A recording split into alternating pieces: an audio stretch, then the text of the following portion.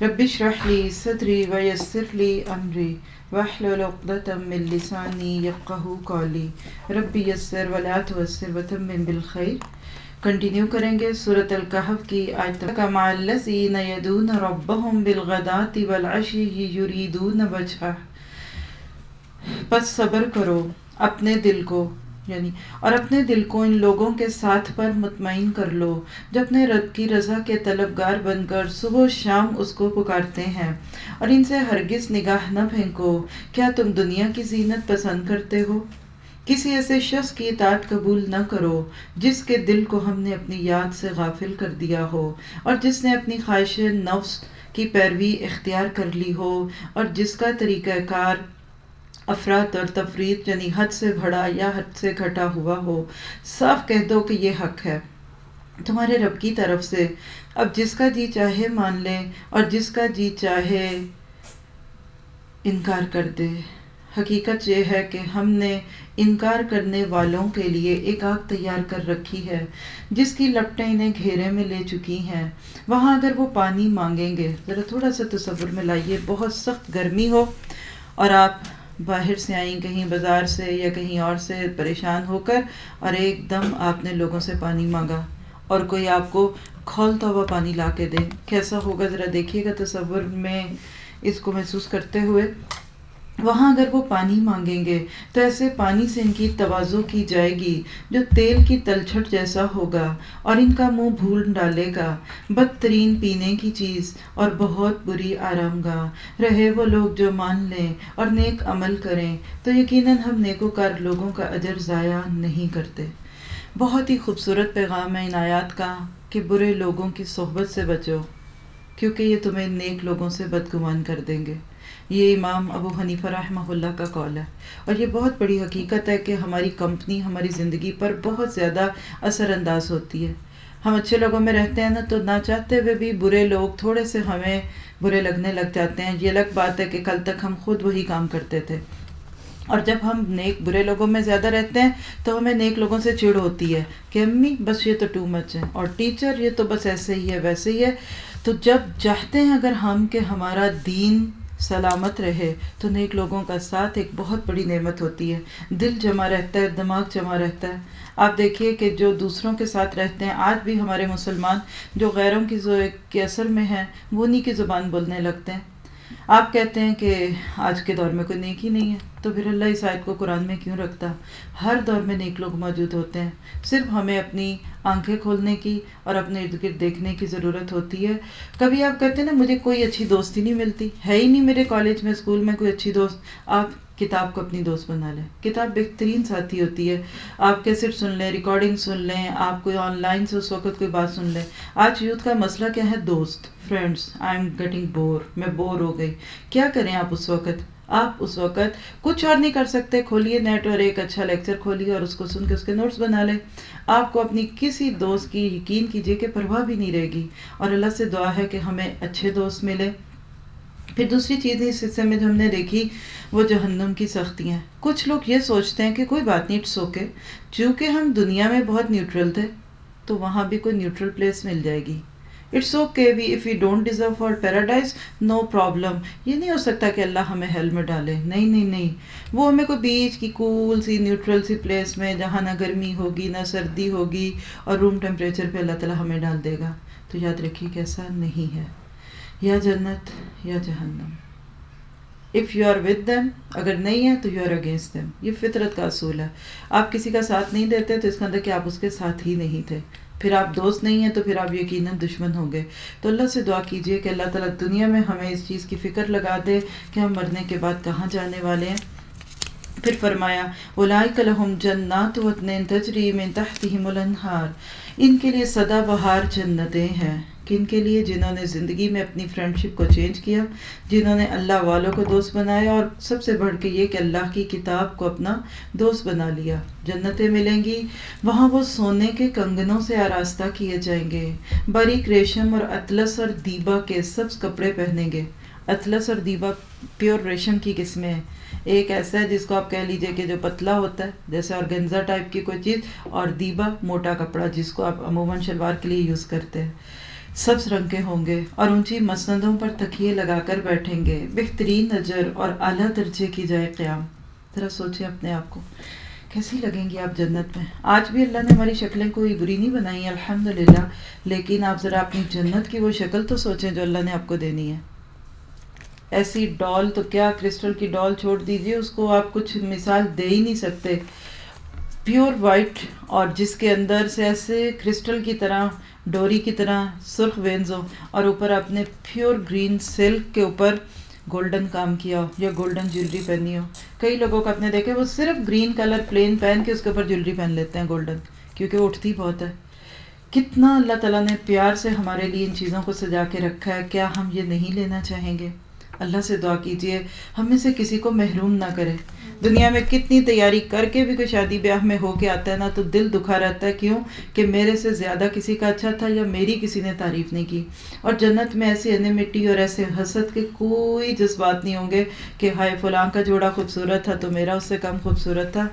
ہاں، فکر کیجئے دنیا میں کہ میری نیکی فلاں کی نیکی سے کم تھی، اس کی نیکی مجھ سے خوبصورت کیوں ہے، میرا اس کا صدقہ میرے صدقے سے اچھا کیوں ہو جاتا ہے ہر دفعہ، اس کی نماز میری نماز سے اچھی کیوں ہے۔ وَفِي ذَلِكَ فَلْيَتَنَافَسِ الْمُتَنَافِسُونَ قرآن پاک میں آتا ہے، چاہیے کہ رغبت کرو ان چیزوں میں، لوگوں کی نیکیاں دیکھو اور ان کے جیسے بننے کی کوشش کرو، نہ کہ ان کے ساتھ حسد کا جذبہ دل میں لاؤ۔ اب اس کے بعد یہ سارے کمنٹ تھے قصہ اصحاب کہف پہ۔ پوری صورت میں آپ یہی سٹائل دیکھیں گے، ایک قصہ، پھر اس سے ریلیونٹ مورلز، اس کے اندر سے جو میسج نکلتا ہے۔ اب ایک دوسری سٹوری ہے، تھوڑا سا سمجھ لیجئے۔ پہلا قصہ تھا ایمان کا امتحان، الحمدللہ صحاب کہف کامیاب ہو گئے۔ بڑے بڑے بڑوں کو وہ بات نہ سمجھ آئی جو بچوں کو سمجھ آ گئی اور وہ مان گئے۔ اس میں ایمان امتحان کیا تھا کہ سب کچھ لے کر آزمایا۔ اب ایک قصہ ہم پڑھنے والے ہیں باغ والوں کا، یہ دولت پرستی کا شرک ہے۔ یہاں سب کچھ دے کر آزمایا جائے گا اور سکھایا جائے گا اس سبق میں کہ جو اللہ پر توکل کرنے کی بجائے خود پر توکل کرے گا تو وہ شرک فی تصرف کا شکار ہو جائے گا۔ ایک سٹریچ میں پڑھنے کی کوشش کریں گے، پھر اس کے اوپر اینڈ پہ انشاءاللہ جو بھی بات اللہ نے موقع دیا ہم کریں گے۔ وَاضْرِبْ لَهُم مَثَلَ الرَّجُلَيْنِ جَعَلْنَا لِأَحَدِهِمَا جَنَّتَيْنِ مِنْ أَعْنَابٍ۔ بیسیکلی یہ دو کردار ہیں۔ جیسے دنیا میں کچھ لوگ امیر ہوتے ہیں، کچھ غریب ہیں۔ اب یہ دو دوست ہیں، جو ایک امیر ہے اور ایک غریب ہے۔ ذرا دیکھیے گا کہ غریب کا کانفیڈنس کتنا ہے اور امیر کی عمارت کتنی ہے، لیکن اینڈ پہ پھر اللہ تعالیٰ اس کو بچا لے گا۔ کیسے؟ اے نبی ان کے سامنے ایک مثال پیش کرو۔ کن کے سامنے؟ ہمارے سامنے۔ پیار آتا ہے آپ کو اللہ کے نبی پر جب قرآن پڑھتے ہیں؟ کسی نے آپ کو کوئی اچھی سٹوری سنائی ہو نا تو آپ اس کو ہمیشہ یاد کرتے ہیں، کہتے ہیں کہ ہاں اس نے مجھے یہ بات سکھائی تھی۔ تو پورا قرآن پڑھتے ہوئے جو سب سے بڑا جذبہ آپ کے دل میں آنا چاہیے اللہ سے محبت کے بعد، وہ کیا ہے کہ اللہ کے نبی نے پڑھ کے سنایا۔ بعض دفعہ لوگ اپنے استادوں سے محبت کرنے لگتے ہیں، یہ بھی اللہ ہی ڈالتا ہے ورنہ کہیں نہیں بھی کریں گے۔ تو استاد سے بڑا استاد کون ہے پیچھے؟ اگر اللہ کے نبی یہ باتیں ہم تک نہ پہنچاتے، مجھے تو جبرائیل پہ بھی پیار آ رہا ہے کہ وہ اتنا پیارا قرآن لے کر آئے پھر ہمارے نبی پر۔ اور اگر ہمارے نبی کمپرومائزنگ ہو جاتے، ڈر جاتے، دب جاتے، یا وہ بھی کوئی جاب کرنے لگ جاتے، یا وہ بھی پیسے کمانے لگ جاتے، تو یہ قرآن آج ہم تک نہ پہنچتا۔ یاد رکھیے اسی طرح آج ہمارے پاس بھی کتنے موقع موجود ہیں لوگوں تک پیغام پہنچا کر بعد میں ان کی محبتیں لینے کے، لیکن ہمیں دنیا کے دھندے اتنے مصروف کر لیتے ہیں، اس میں اور زیادہ ایکسیلنسی پہ جانا چاہتے ہیں، اسپیشلائز کرنا چاہتے ہیں۔ اگر 10,000 کماتے تھے اب 15,000 کی فکر لگی ہوئی ہے، 15 کماتے تھے اب 20 لینا چاہتے ہیں، لیکن ہم نیکیوں میں اتنا بھی مقام نہیں پانا چاہتے کہ چلو کل جانے کے بعد 4 لوگ ہمیں اس نام سے تو یاد کریں۔ تو دعا کیجئے کہ اللہ تعالی ہمارے دل میں نیکیوں کی تڑپ لگا دے۔ کہانی شروع ہوتی ہے، 2 شخص تھے، ان میں سے ایک کو ہم نے انگور کے 2 باغ دیے اور ان کے کھجور کے درختوں کی باڑ لگا دی اور ان کے درمیان کاشت کی زمین رکھی، یعنی ایکسیلنٹ قسم کا باغ ہے، چاروں طرف اس کے ہریالی ہے۔ دونوں باغ خوب پھلے پھولے اور خوب پھل آنے کے اندر انہوں نے کوئی کسر نہ چھوڑی، یعنی بہت فروٹفل تھے، بہت پھل آیا۔ ان باغوں کے اندر ہم نے ایک نہر بھی جاری کر دی اور اسے خوب نفع حاصل ہوا۔ اندر نہر بھی، اور کہاں کا یہ باغ، کہاں جا کے سنائی جا رہی ہے کہانی؟ مکہ اور مدینہ کے، جہاں دور سے پانی لانا پڑتا تھا، کوئی اس طرح ٹیپس واٹر نہیں تھے ہماری طرح کہ آپ کھولیے اور آپ ایک دم بس اس طرح کر لیجئے۔ اس کو کہتے ہیں نور علی نور۔ ہاں، دنیا بھی برس رہی ہے اللہ تعالیٰ پروموشن دے رہا ہے، کہیں کچھ کہیں کچھ۔ آپ دیکھیے لوگوں کو کبھی اپنے شیئرز لے کے دیکھا ہو، شیئرز لیتے ہیں نا لوگ تو تڑپتے ہیں، ایک دم ریٹ اوپر ہوتا ہے تو ان کا بھی دماغ اوپر جاتا ہے، اور ریٹ نیچے ہوتا ہے تو دل ڈوبتا ہے۔ جب بندہ اللہ سے نفع لیتا ہے نا تو یقین کریں اللہ کے لیے کچھ مشکل نہیں، دنیا میں اللہ خوب دیتا ہے۔ آپ سوچ لیجئے کوئی کسی کا بزنس ہے، آج پیسہ ہوا کل اور فائدہ ڈبل ہو گئے، 3 گنا ہو گئے، لیکن یہ سب ہمیشہ نہیں رہے گا۔ اب یہ دیکھیے کہ دولت بری چیز نہیں، اس کے سیکوینسز برے ہوتے ہیں، اس کے اثرات برے ہوتے ہیں۔ بعض دفعہ دولت کے ساتھ کچھ جراثیم آ جاتے ہیں، یہی اب اس میں آنے لگے۔ یہ سب کچھ پا کر ایک دن وہ اپنے ہمسائے سے بات کرتے ہوئے بولا، میں تجھ سے زیادہ مالدار ہوں اور تجھ سے زیادہ طاقتور نفری رکھتا ہوں۔ پھر وہ اپنی جنت میں داخل ہوا اور اپنے نفس کے حق میں ظالم بن کر کہنے لگا، میں نہیں سمجھتا کہ یہ دولت کبھی فنا ہوگی۔ یہ ایک تیسرا فتنہ شروع ہو جاتا ہے دولت کے ساتھ۔ پہلا تو کیا تھا کہ اس کو دولت ملی تو اپنے دوست کو کہنے لگا آؤ ذرا میرا دیکھو۔ آج بھی کچھ لوگ گھر بنانے کہتے ہیں آئیے ہمارا گھر دیکھیں، پھر وہ ایک ایک باتھ روم کا دروازہ کھول کھول کے دکھاتے ہیں، یہ دیکھو یہ ہماری جکوزی ہے اور یہ ہمارے برڈز کے لیے ہے اور یہ ہے۔ بھلا کیوں دکھا رہے ہوتے ہیں؟ آپ سے محبت ہوتی ہے؟ نہیں، اپنا گھر دکھانا چاہتے ہیں۔ کتنی ہاؤس وارمنگ پارٹیز ہیں، اس کی وجہ کیا ہے؟ یا تحفے لے لیں ہم سب سے ایک ہی دفعہ، اور ساتھ ہی ہے کہ ذرا اپنے گھر کا نقشہ دکھائیں۔ گاڑی لے لی، مسجد آئیں ہم آپ کو آئس کریم کھلا کے لاتے ہیں، چکر گئے، تاکہ رستے میں لوگ کہیں واہ کتنی کی آئی، کیسے آئی، کیا ہوا۔ بہت زیادہ دولت کے ساتھ جو خرابی پیدا ہوتی ہے نا وہ دکھاوا اور شو آف ہے۔ اللہ نے آپ کو دیا، آپ کو مبارک ہو، کسی کو کیا لگے۔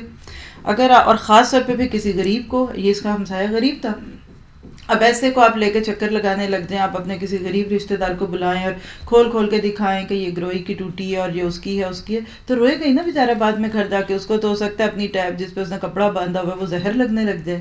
تو دولت کے ساتھ دکھاوا نہیں ہونا چاہیے۔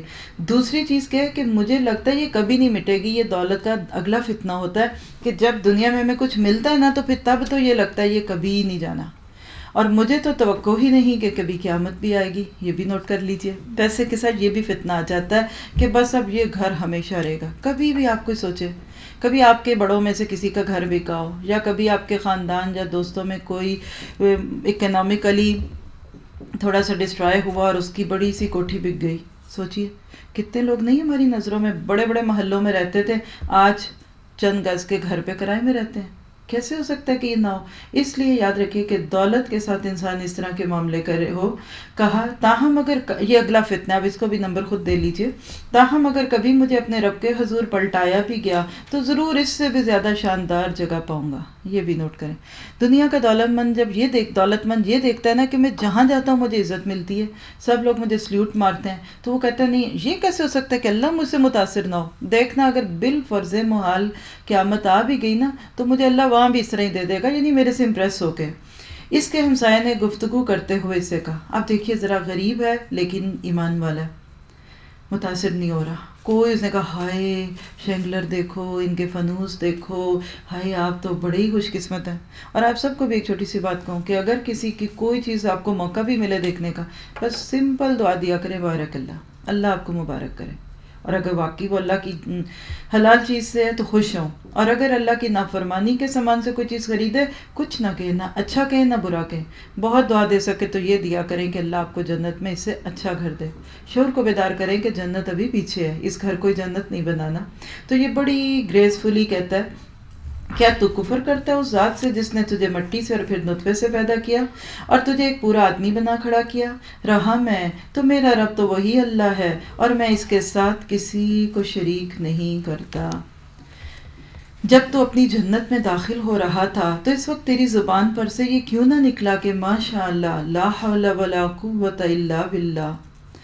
اور اگر تو مجھے مال اور اولاد میں اپنے سے کمتر پا رہا ہے تو بعید نہیں کہ میرا رب مجھے تیری جنت سے بہتر جنت عطا فرمائے۔ آپٹامسٹک ہے، خیر ہے کوئی بات نہیں، آج غربت ہے، کیا ہوا کل اچھا ہو جائے گا، اس سے بھی اچھا دے دے گا۔ اور تیری جنت پر آسمان سے کوئی آفت بھیج دے جس سے وہ صاف میدان بن کر رہ جائے یا اس کا پانی زمین میں اتر جائے، پھر تو اسے کسی طرح سے نکال نہ سکے۔ آج ذرا سوچیے آپ کسی کا گھر دیکھنے جائیں اور اس کی بڑھیں سن کر آپ ایسی کوئی بات کہہ دیں کہ دیکھیں یہ زندگی کا معاملہ ہے، کل کچھ اور بھی ہو سکتا ہے، تو کتنا غصہ آئے گا لوگوں کو۔ شاید لوگ کہیں گے پتہ نہیں یہ کیا کر گئے۔ ہاں، اس کردار میں بھی بہت سارے سبق ہیں ہمارے لیے کہ پہلی بات یہ ہے کہ ایسا شخص جو ہے وہ کسی کی دولت کو دیکھے بغیر اس کے اخلاق کو دیکھ رہا ہے۔ آپ یہ دیکھا کریں کہ لوگوں کے مینرز کیا ہیں، جن گھروں سے وہ نکلتے ہیں وہ تو مٹی چونے کے بنے ہیں، لیکن وہ اپنے نوکروں سے کیا بات کرتے ہیں، ان کے سٹیٹس میں کیا، ان کو بات بھی اچھی کرنی آتی ہے کہ نہیں۔ بعض لوگ 4 لفظ نہیں پڑھے ہوتے ہیں، انگوٹھا چھاپ ہوتے ہیں، سائن نہیں اپنے کر سکتے، تو کیا بڑی بات ہے کہ اگر آپ ان کو 10 لاکھ کی گاڑی میں سے نکلتا دیکھتے ہیں، کوئی بڑی بات نہیں ہے، یہ اللہ سب کو دے دیتا ہے۔ پھر دوسری بات یہ دیکھیے کہ اس میں اس نے اپنے آپ کو بالکل نیوٹرل رکھ کر پیش کیا، اور اللہ سے محبت کی بنیاد پر اس کی باتیں بالکل سچ سے نکلی ہوئی دکھتی ہیں۔ ایسا شخص جو ہوتا ہے وہ کبھی بھی کسی کی نظروں میں اچھا نہ بھی اگر بنے، لیکن اس کے باوجود وہ اس کے سامنے بہت زیادہ اس کی وہ برائی نہیں کر سکتا، آپ یہ کہہ لیجئے۔ اس لیے انسان کو ہمیشہ یہ دعا کرنی چاہیے کہ اللہ مجھے حق بات کرنے والا بنا دے۔ اب یہ 2 دوست تھے، باتیں کر رہے تھے، یہ وہ کرا کے، تو اب ہوا کیا، ذرا آگے سنیے اور پھر سوچئے کہ اس بندے کی کتنی بڑی آزمائش تھی جس نے اس موقع پہ اس کو یہ پہلے سے کہہ دیا تھا۔ آخرکار ہوا یہ کہ اس کا سارا ثمر مارا گیا، اور وہ اپنے انگوروں کے باغ کو چھتوں پر الٹا دیکھ کر کہنے لگا کہ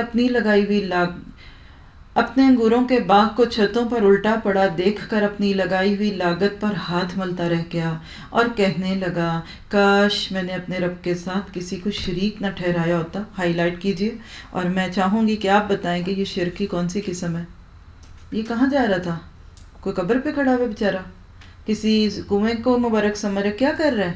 یہ کون سا شرک ہے؟ خود کو خدا بنایا، میں ہوں، یہ میری وجہ سے ہے۔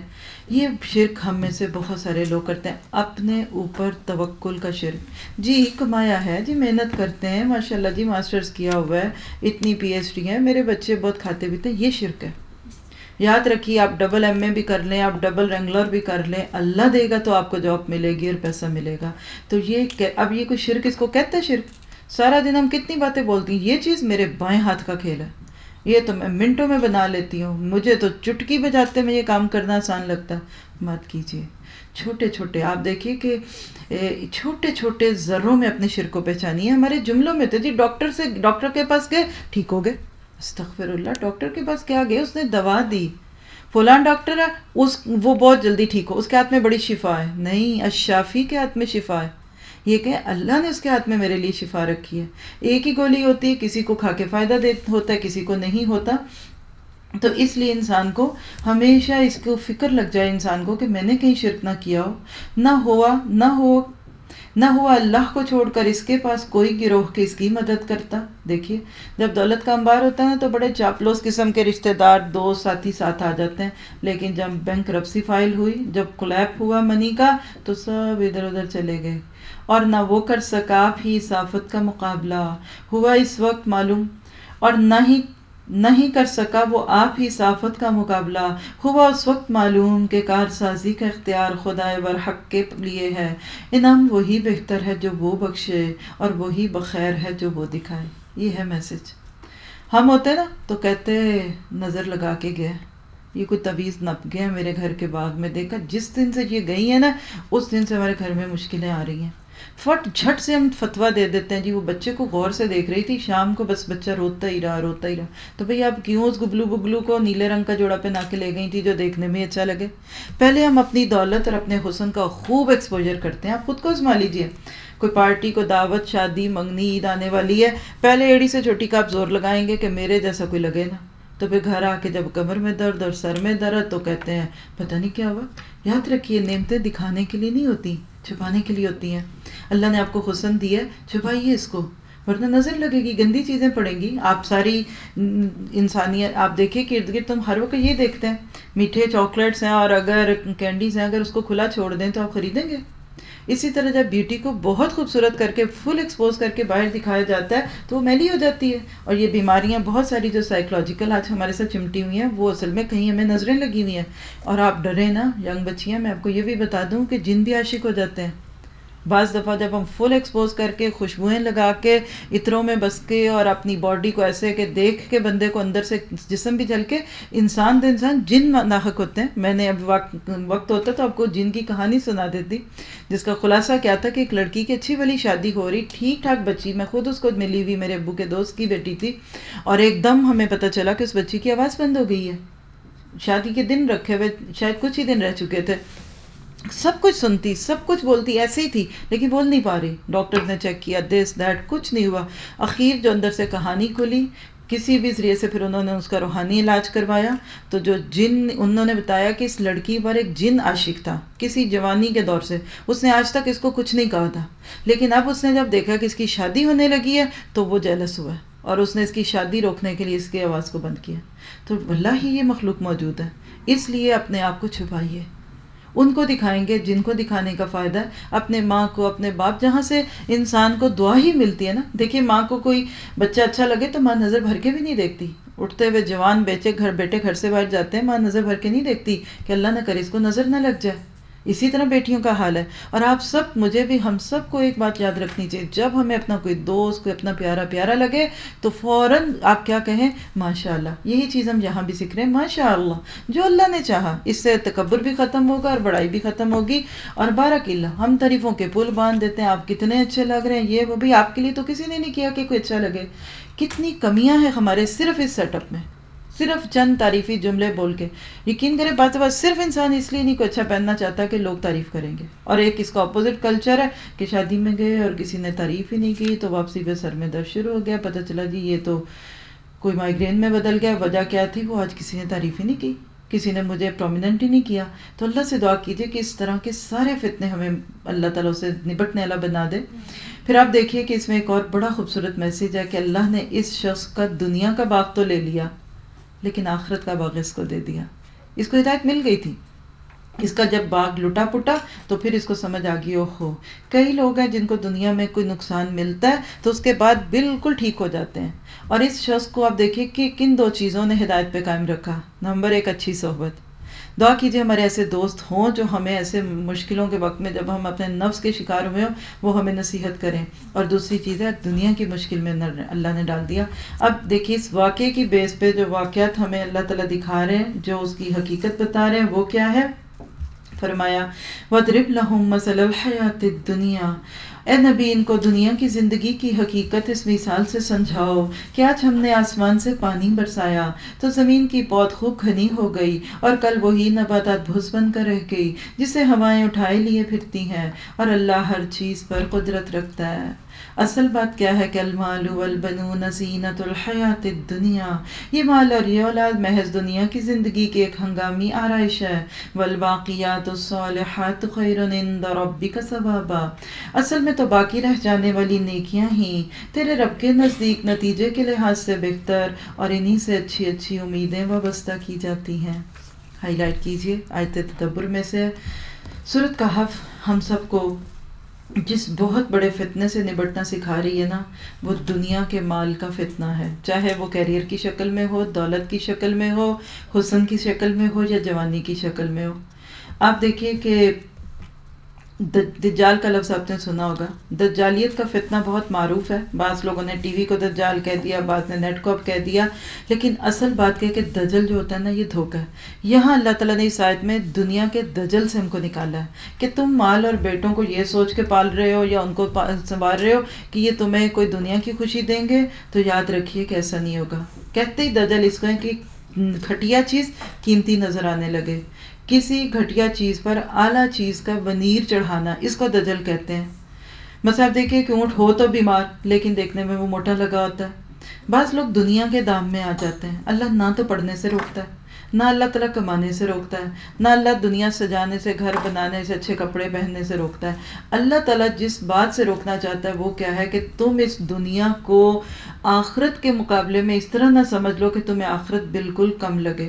آپ دیکھیے کہ کبھی آپ نے جانوروں کے ساتھ تھوڑا سا وقت گزارا ہو یا آپ نے ان کے بارے میں پڑھا ہو تو بڑے بڑے جانور جو ہوتے ہیں نا، ان کو پکڑنے کے لیے ان کے مالک کیا کرتے ہیں، زمین کے اندر کھائیاں کھودتے ہیں اور اوپر ہلکی پھلکی سی گھاس پھیلا دیتے ہیں.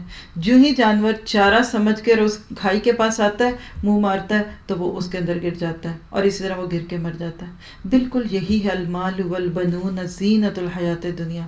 ہماری توجہ، ہمارا وقت، ہماری انرجی، ہمارا پوری زندگی کا ایسے لگتا ہے کہ اثر نچوڑ کے یہ دنیا لے جاتی ہے. کس طرح لوگ اس کے پیچھے بھاگتے بھاگتے ہیں اور یہ دنیا ہمارا شکار کر رہی ہے. اس لیے ضرورت ہے اس بات کی کہ آپ اپنے آپ کو اور میں اپنے آپ کو دیکھوں.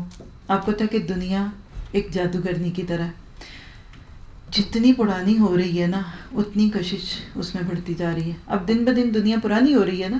آدم کے دور میں دنیا بنی تھی تو نہیں تھی, آج اس سے کتنے سو سال آگے چلی گئی.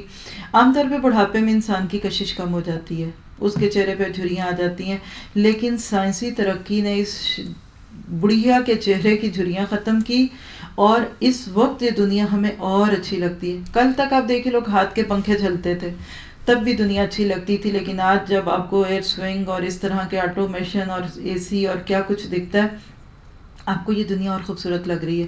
اور اگلے دور میں تو میں سوچتی ہوں ہمارے بچوں پہ ہونے والا کیا ہے.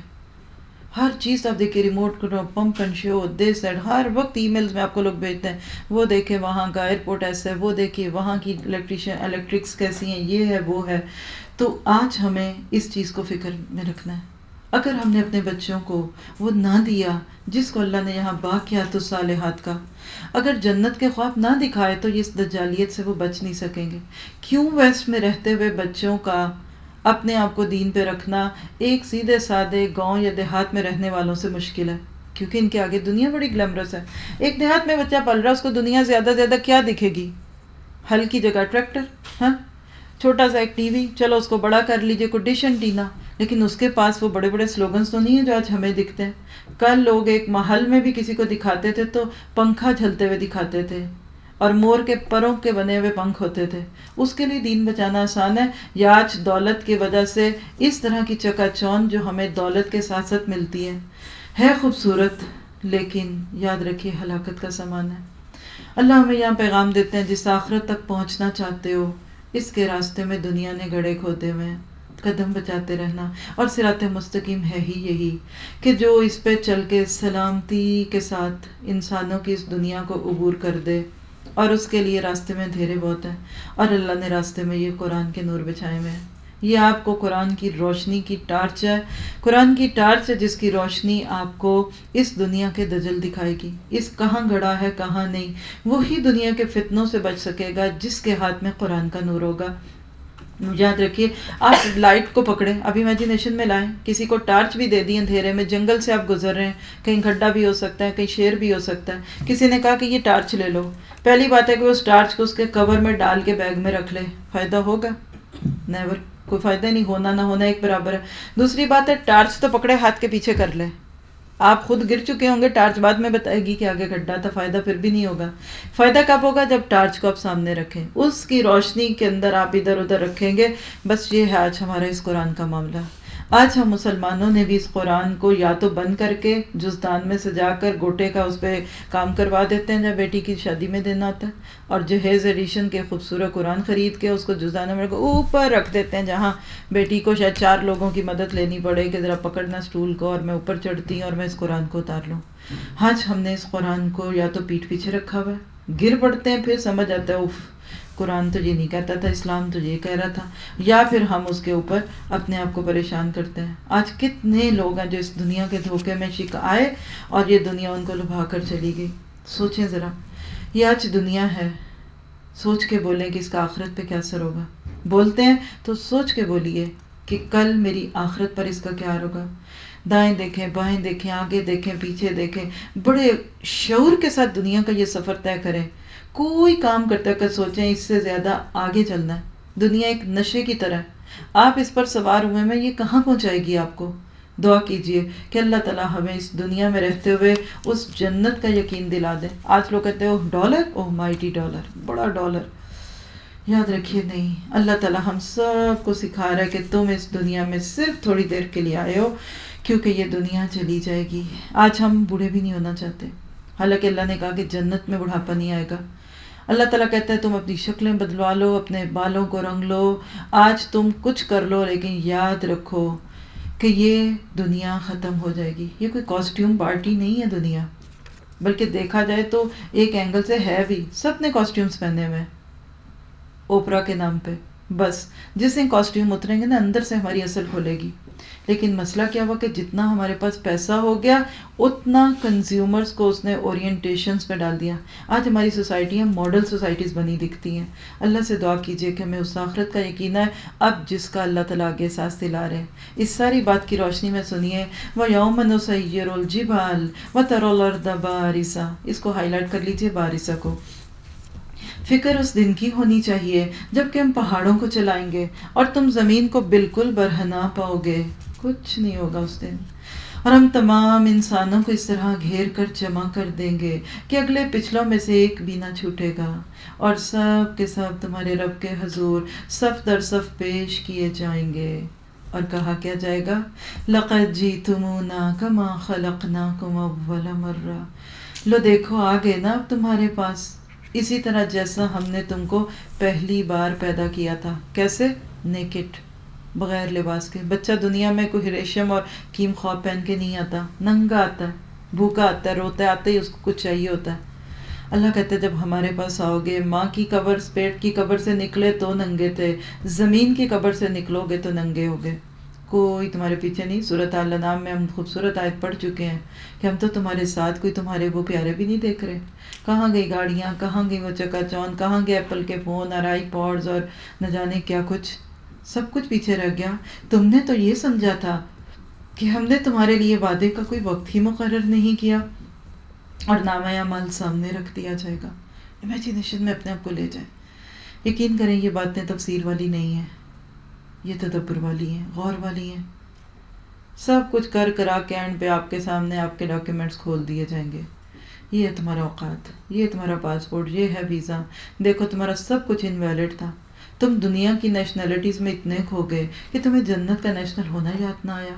کتنے جھوٹ بولتے ہیں لوگ کسی ملک میں اپنے آپ کو سٹیزن بنانے کے لیے.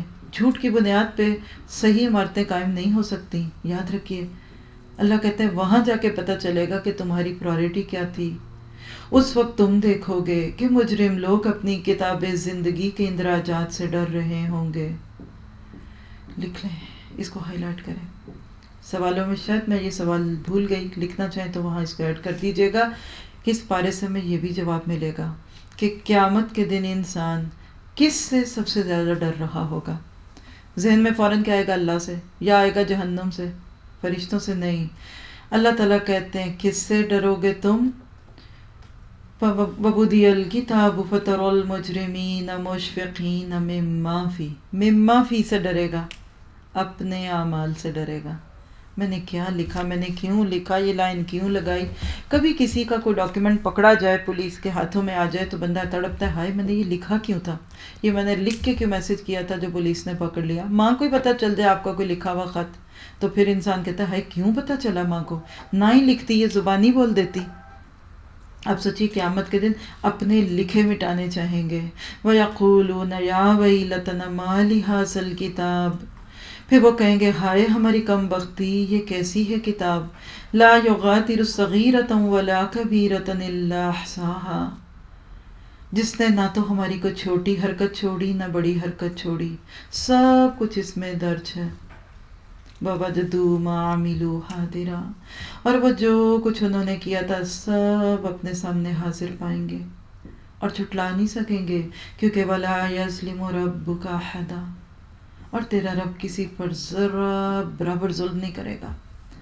What ever, whenever, how was, کیا کیا، کب کیا، کیوں کیا، سب کچھ. کسی نیکی کو حقیر جانا تو کیوں جانا، کسی غریب کو دیکھ کے ذرا دیوری چڑھائی تو کیوں چڑھائی، کسی کا برا کپڑا دیکھ کر آنکھ سے اشارہ کر کے مذاق اڑایا تو کیوں اڑایا. صغیرۃ ولا کبیرہ، چھوٹا بڑا لکھا ہوگا. انسان ہمیں کتنا کیئرفل بنانا چاہتا ہے. کیئرفل ہو جاؤ، ایسی صفائی کرو کہ اندر کے دھبے بھی دور ہو جائیں، کوئی داغ نہ رہے، کوئی دھبا نہ رہے. اگر نامہ اعمال اللہ کے سامنے کھلوانا چاہتے ہو، آج دنیا میں ہمارا ڈرائنگ روم دیکھ لیں. 4 مہمانوں نے آنا ہو تو صاف ڈرائنگ روم کو پھر فریش کر رہے ہوتے ہیں، پھر اس کے اوپر کہتے ہیں نہیں دھول نہ ہو، دیکھو مٹی نہ ہو، دیکھو وہ آ کے بیٹھیں گے، دیکھو شیشہ لائٹ جلے گی تو یہ ہوگا.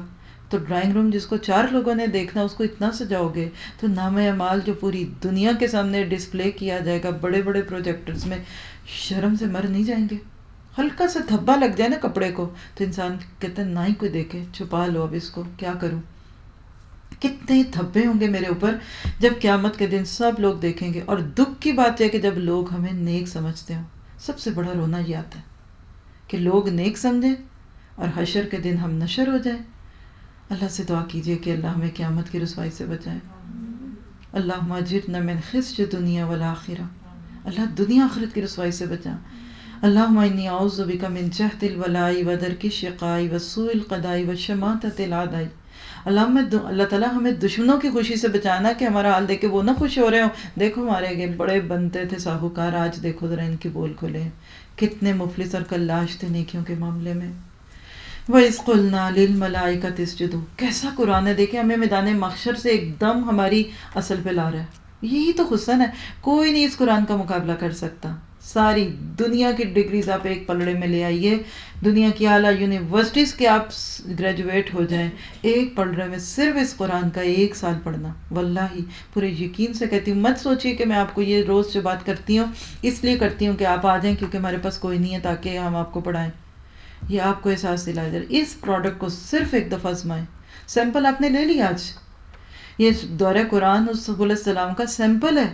مفت بانٹ رہے ہوتے ہیں لوگ، آپ دیکھیے گھروں میں جا کے سرف کے ڈبے کے سیمپل، کوئی کوکیز کے سیمپل، کوئی سیریل کے ڈبے چھوٹے چھوٹے دیتے ہیں. چکھ لو لوگوں. اب ہم سب نے چکھ لیا. اب مجھے تو کسی باہر والے سے کوئی پرواہ نہیں. میں تو اپنے طور پہ بھی سوچتی ہوں، ساتھیوں سے بھی بات کرتی ہوں. کل ہماری ایک میٹنگ تھی تو ایسے ہی ہم آپ سب کے بارے میں سوچ رہے تھے کہ کیا خیال ہے اگلے سبل السلام میں کون آئے گا. اور ظاہر ہے کہ میں تو نہیں کہتی کہ باہر والے آئیں گے، میں نے کہا کہ جو آ رہے ہیں سننے انشاءاللہ وہی آئیں گے، اور کون نہیں آئے گا. ان کو تو چکھ لیا. تو کسی نے کہا نہیں، ہمارا خیال ہے کہ عموماً نئے کورس میں وہ لوگ آتے ہیں جن کو ہم نہیں سوچ رہے ہوتے. اب آپ اس کا جواب خود دے دیں کہ میری سوچ ٹھیک ہے یا دوسروں کی ٹھیک ہے. یقین کریں چکھ کے کوئی چھوڑے گا نا تو پھر وہ پچھتائے گا. اللہ سے دعا کیجیے، اللہ آسان کر دے گا. کوئی مشکل نہیں، کوئی پرابلم ہے آپ آئیے، کاؤنسلنگ کیجیے. آج کل بھی آپ کے لیے اس چیز کی سہولت پوری موجود ہے. میرے پاس آئیے کلاس کے وقت. آج صبح میرا دل چاہ رہا تھا آپ سب سے، کیونکہ آپ دیکھیں بہت سارے لسنرز ہیں، کئی شکلیں جن کو میں دور سے جانتی ہوں، کچھ کو نہیں. اب اتنے دن سے آپ آ رہے ہیں تو آپ بھی اپنی لگنے لگ گئے. تو میرا دل کیا کہ کیوں نہ اب باقی دنوں میں اینڈ پہ 15-20 منٹ کے لیے آپ میں سے کچھ لوگ آئیں، بیٹھیں، میرے سے باتیں کریں، ہم پوچھیں، کچھ سنیں، کچھ سنائیں. کرنا چاہتے ہیں؟ جلدی تو نہیں ہوتی؟ ٹھیک ہے انشاءاللہ تعالیٰ. بس دعا کریں کہ اللہ ہم سے راضی ہو جائے. وَإِذْ قُلْنَا لِلْمَلَائِكَةِ اسْجُدُوا، فرمایا یاد کرو جب ہم نے فرشتوں سے کہا کہ آدم کو سجدہ کرو تو انہوں نے سجدہ کیا مگر ابلیس نے نہ کیا کیونکہ وہ جنوں میں سے تھا، اس لیے اپنے رب کے حکم کی اطاعت سے نکل گیا. کوئی بات نہیں. أَفَتَتَّخِذُونَهُ وَذُرِّيَّتَهُ أَوْلِيَاءَ. اب اس میں ذرا اللہ کے شکوے کو محسوس کیجیے گا، کتنا درد ہے. اب کیا تم مجھے چھوڑ کر اس کی ذریت کو اپنا سرپرست بناتے ہو حالانکہ وہ تمہارے دشمن ہے. ہائی لائٹ کیجئے اس آیت کو، تدبر کی آیت ہے، اور اس پہ کم سے کم 5 منٹ آپ نے اکیلے میں بیٹھ کے غور کرنا ہے. کیا میں شیطان اور اس کی ذریت کو دوست بناتی ہوں، اس کو اپنا سرپرست سمجھتی ہوں اللہ کو چھوڑ کر، حالانکہ وہ میرے دشمن ہے. اس طرح چپ کے باتیں کریں اللہ تعالیٰ سے. بڑا ہی برا بدل ہے جسے ظالم لوگ اختیار کر رہے ہیں. اللہ تعالیٰ ہم سب کو سکھا رہا ہے مت دشمن کے ہاتھوں میں نوالا بنو. ابھی اپنی اس مووی کو ایڈٹ کر لو کہ کل پھر یہ ایڈیٹیبل نہیں رہے گی. آج زندگی میں ہم اپنا لکھا ہوا سب مٹا سکتے ہیں، پورا ریوائنڈ کر کے واپس جا سکتے ہیں، کلین کر دیں، وائپ آؤٹ کر دیں، ڈیلیٹ کر دیں اپنی مووی کو، اس کے اندر کوئی ایڈ کر لیں، اس میں کچھ ڈلوا لیں، کچھ قرآن کی تلاوت ڈلا لیں. ممکن ہے، لیکن ایک دفعہ جب یہ PDF میں چلی گئی یا JPEG میں چلی گئی یا کسی اور پیگ میں چلی گئی پھر یہ چینجیبل نہیں رہے گی. اس زندگی میں ہمارا نامہ اعمال جو ہوتا ہے نا یہ ایڈیٹیبل ورژن میں ہوتا ہے. موت کے ساتھ ہی یہ نو ایڈیٹنگ پلیز. کوشش بھی کر لیں گے تو نہیں ہوگی. آج کر لیجئے، اللہ سے دعا کیجئے کہ اللہ مہلت دے دے. میں نے آسمانوں زمین کو پیدا کرتے وقت ان کو نہیں بلایا تھا اور نہ خود ان کی اپنی تخلیق میں ان کو شریک کیا تھا. میرا یہ کام ہی نہیں کہ گمراہ کرنے والوں کو اپنا مددگار بناؤں. پھر کیا کریں گے یہ لوگ اس روز جب کہ ان کا رب ان سے کہے گا. ہائی لائٹ کر کے ذرا سوچیں، اللہ کہہ رہے ہیں یہ لوگ شرک کرنے والے، ان کو اللہ قیامت کے دن بلائے گا، کہے گا پکارو اب ان ہستیوں کو جنہیں تم میرا شریک سمجھ بیٹھے تھے۔ وہ ان کو پکاریں گے مگر وہ ان کی مدد کو نہ آئیں گے، اور ہم ان کے درمیان ایک ہی ہلاکت کا گھڑا مشترک کر دیں گے۔ سوچیے کون سا شرک ہے؟ قبروں والوں کو تو چھوڑ دیں ایک سائڈ پہ، کیا یہ شرک نہیں تھا؟ میری ترقی، میری تعلیم، میرا کیریئر، میری یونیورسٹی، میری جاب، میری وہ، اللہ کہتے ہیں بلاؤ آج ساری دنیا کی ڈگریز جمع کر لو، کیا تمہیں یہاں کچھ فائدہ دیتی ہیں؟ نہیں۔ وَرَأَى الْمُجْرِمُونَ النَّارَ، سارے مجرم اس روز آگ کو دیکھ لیں گے اور سمجھ لیں گے کہ اب انہیں اس میں گرنا ہی گرنا ہے، اور وہ اس سے بچنے کے لیے کوئی جائے پناہ نہ پا سکیں گے۔ تو کرو کیا؟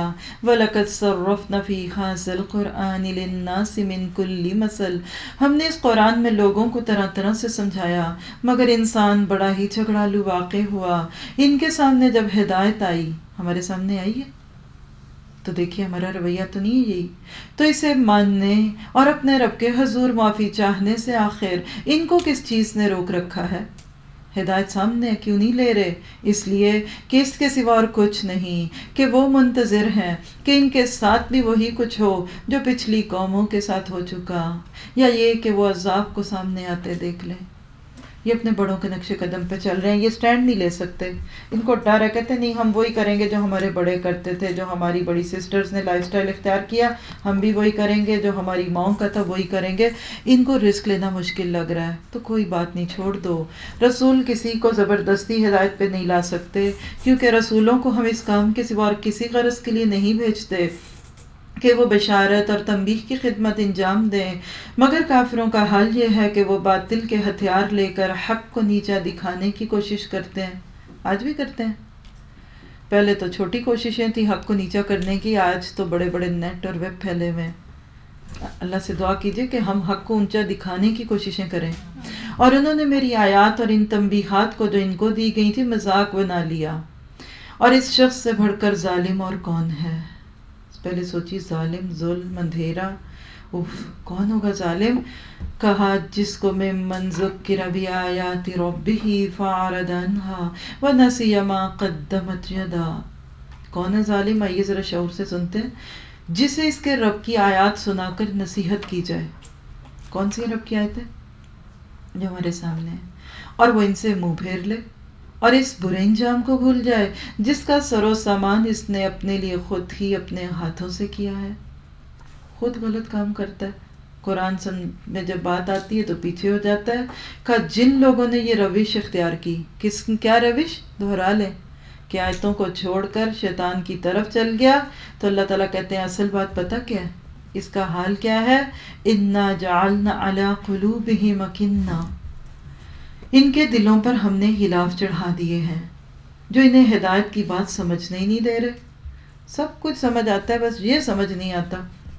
بے تک کی زبان میں کوئی گانا گاتا ہے، آج کل تو نہیں، خیر اب یہ بھی ٹرینڈ لگتا ہے کہ شاید آج کل کیا ہو، مجھے لیٹسٹ نہیں پتا، سوری، اس لیے میرے علم پر ہنسیے گا نہیں، لیکن پچھلے 1-2 سال پہلے مجھے کسی نے بتایا کہ آپ کو پتا ہے آج کل گانے کیا ہے؟ الپل پل کل کل کل کل، پتہ نہیں کیا بولتے ہیں، سمجھ ہی نہیں آتی۔ کوئی ناچ رہا ہے، کود رہا ہے، اچھ رہا ہے، پٹک کٹ کٹ کٹ، کہتے ہیں لوگ بڑا تھرل ہے۔ آپ کو میری بات سمجھ آئی ہے؟ کچھ بچیوں کو سمجھ آئی ہے، حاجرہ کو سمجھ آ گئی ہے۔ یقین کریں آج کل ایسے گانے ہیں کہ کوئی سر نہیں پیر نہیں، بس کوئی چھت پہ گرا اٹھ گئے، کٹ کٹ کٹ کٹ جوں بھاگ رہے ہیں، اور لوگ مازے اور سب سمجھ آ رہا ہے، اور قرآن اتنا پیارا، اتنا میٹھا پھوہار کی طرح، کہتے ہیں سمجھ نہیں آتا، ہمیں نہیں، بور ہوتے ہیں، ہمیں مزہ نہیں آتا۔ اللہ کہتے ہیں ہم نے کانوں میں بوجھ ڈالا ہوا ہے، تمہارا بوجھ نہیں ہے، ہم نے ڈالا ہے، نہیں آئے گا تمہیں سمجھ۔ تم انہیں ہدایت کی طرف کتنا ہی بلاؤ، وہ اس حالت میں کبھی ہدایت نہ پائیں گے۔ رو لو ان کے حال پہ جتنا رونا ہے، ہم اپنے حال پہ خود رو لیں۔ اگر منار ادن ذکری آگے آ رہی ہے ایک اور بڑی پیاری آیت، تیرا رب بڑا درگزر کرنے والا رحیم ہے۔ کیوں نہیں پکڑتا؟ اس لیے کہ رحیم ہے، وہ ان کے کرتوتوں پر ان کو پکڑنا چاہتا ہے، اگر پکڑنا چاہتا تو جلدی ہی عذاب بھیج دیتا، مگر ان کے لیے وعدے کا ایک وقت مقرر ہے، اور اس سے بچ کر بھاگ نکلنے کی یہ کوئی راہ نہ پائیں گے۔ اصل یہ بات ہے، کیا ہوتا ہے رب کی راہ چھوڑنے کا نتیجہ؟ یہ عذاب رسیدہ بستیاں تمہارے سامنے موجود ہیں، انہوں نے جب ظلم کیا تو ہم نے ان کو ہلاک کر دیا، اور ان میں سے ہر ایک کی ہلاکت کے لیے ہم نے وقت مقرر کر رکھا تھا۔ وقت ہوتا ہے ایک مہلت کا، جب وہ گزر جاتا ہے تو پھر کوئی انسان کو بچا نہیں سکتا۔ دعا کیجئے کہ اللہ ہمیں ہلاکت کے گھڑوں میں گرنے سے بچا لے، اور جتنی تڑپ کے دعا کر سکیں اپنے لیے، اپنی نسلوں کے لیے کر لیجئے، اس لیے کہ ہم تو تھوڑے عرصے کے بعد دنیا سے چلے جائیں گے، ہماری نسلوں کا کیا بنے گا؟ اگر وہ بھی کسی عذاب میں ماری گی، ہم میں سے کوئی چاہتا کہ ہماری نسلیں کسی زلزلے میں ماری جائیں، کسی طوفان کا شکار ہوں، ڈوب جائیں کسی جگہ، ان پر آسمان سے کوئی پتھر برسے؟ کوئی بھی نہیں چاہتا، اللہ نہ کرے ہماری نسلوں کے ساتھ بھی ایسا ہو، لیکن اس کے لیے آج بند باندھنے ہوں گے، اور وہ بند کیسے بندیں گے؟ علم کے ساتھ۔ تو اگلا واقعہ علم کا واقعہ۔ موسیٰ کون تھے؟ اللہ کے نبی تھے، تورات کے حافظ تھے۔ کسی موقع پہ ان سے کسی نے پوچھا کہ موسیٰ اس وقت زمین میں سب سے بڑا عالم کون ہے؟ بغیر کسی بڑائی کا دعویٰ کیے، بغیر کسی فخر کی بات کیے کہہ دیا میں ہوں گا۔ اللہ کے علم پہ کیا؟ یہاں سے آپ کو موسیٰ کا کانفیڈنس بھی دیکھنا چاہیے کہ جس کو اللہ کی کتاب مل گئی، الہامی مل گیا، ہاں بھائی میں عالم ہوں کیونکہ میرے پاس اللہ کی تعلیم ہے۔ تم science, chemistry, biology, physics, zoology, botany اور سوشیولوجی کو دین کہتے ہو، علم کہتے ہو، میرے پاس تو وہ علم ہے جو اللہ نے دیا۔ اللہ کرے آج کے مسلمانوں میں یہ کانفیڈنس تو پہلے آئے، بڑے پیار سے کہتے ہیں ہم نے ماسٹر کیا، ایم اے کیا، ہم یہ کر رہے ہیں، سی اے کیا، جی اے کیا، قرآن کی بات کریں تو کہتے ہیں ہاں کیا تھا ایک کورس، بس اب کیا کریں اس کو؟ نہیں، یس اٹس واقعی یہ سب سے بڑا علم ہے۔ ہاں موسیٰ نے کہا میں عالم ہوں، بس اللہ تعالیٰ ان کو بھی اور علم دینا چاہتے تھے۔ اللہ نے کہا نہیں موسیٰ جی، آپ کے لیے اور بھی کوئی استاد ہو سکتے ہیں، مت سوچئے کہ آپ کا علم پورا ہو چکا ہے۔ میں کہتی ہوں کہ علم والوں کے دماغ سے ہوا نکالنے والا واقعہ ہے کہ جو دولت کے فتنے ہم نے دیکھ لیے اس کو تو دیکھ ہی لیے، مال کے دیکھ لیے، لیکن جو علم کا فتنہ ہے اللہ کی بنا، میں تو یہی کہتی ہوں اللہ ہمیں اور مجھے علم کے فتنوں سے اور علم والوں کے فتنوں سے محفوظ رکھنا، کہ کہیں اپنے آپ کو ہی نہ سب کچھ سمجھنے لگ جائیں کہ ہم اب کچھ سیکھیں، ہم کسی کے پاس جائیں، ہم درس دینے والے اب درس سنیں تو وہ ہمیں کوئی خط بھیجے، کوئی انویٹیشن دے، گاڑی آئے، پھر آتے ہمارا بیگ پکڑیں، پھر ہمیں مین کرسی پہ بٹھائیں، پھر جائیں گے ہم۔ واللہ یہ فتنہ ہے، آتا جاتا خاک نہیں، اور بڑے ہم بننا چاہتے ہیں۔ جتنا چھوٹا بنیں گے اللہ آپ کو اتنی عزت دے گا۔ موسیٰ کا واقعہ، علم کا واقعہ، بے شمار اس میں لیسنز ہیں، دعا کیجئے کہ اللہ تعالی ہمیں اس سے نصیحت لینے والا بنائے۔ وَإِذْ قَالَ مُوسَىٰ لِفَتَاهُ لَا أَبْرَحُ حَتَّىٰ أَبْلُغَ مَجْمَعَ الْبَحْرَيْنِ أَوْ أَمْضِيَ حُقُبًا۔ یہاں ایک چھوٹی سی بات سوچ کے مجھے بھی ہنسی بھی آ گئی۔ کل ہمیں یہ سورت کم از کم 15واں پارہ تو پورا کرنا ہی تھا، لیکن نہیں ہوا۔ میں رات کو سوچ رہی تھی کہ ایسا کیوں ہوا، تو ایک دم میرے دل میں اللہ نے ڈالا کہ آج جمعہ ہے اور جمعے کی سورۃ کہف ہے۔ آج جمعہ ہے اور جمعے کو سورۃ کہف کی آپ پڑھ چکے ہیں نا، اسکار نافیہ میں اس کی ہم بات کر چکے ہیں۔ تو آج اس خوشی میں بھی سنیے کہ اللہ تعالیٰ ہمیں جمعے کے دن یہ سورت سنا رہا ہے، اور اگلے جمعے کو جب آپ پڑھیں گے نا تو پھر آپ نے یہ ساری باتیں ذہن میں رکھ کے اس کو پڑھنا ہے، کیونکہ ہر جمعے کو اللہ کے نبی صلی اللہ علیہ وسلم نے اس کے پڑھنے کی رغبت دلائی۔ کیا ہے واقعہ؟ ذرا ان کو وہ قصہ سناؤ جو موسیٰ کو پیش آیا۔ اور یاد رکھیں نحمدہ ونصلی علی رسولہ الکریم، اما بعد فاعوذ باللہ من الشیطان الرجیم۔ اللہ تعالیٰ کی توفیق اور اس کی رحمت سے 16ویں پارے کا آغاز کریں گے۔ چند باتیں اس پارے کے بارے میں۔ سب سے پہلے اس پارے کا بنیادی تھیم ہے خوف۔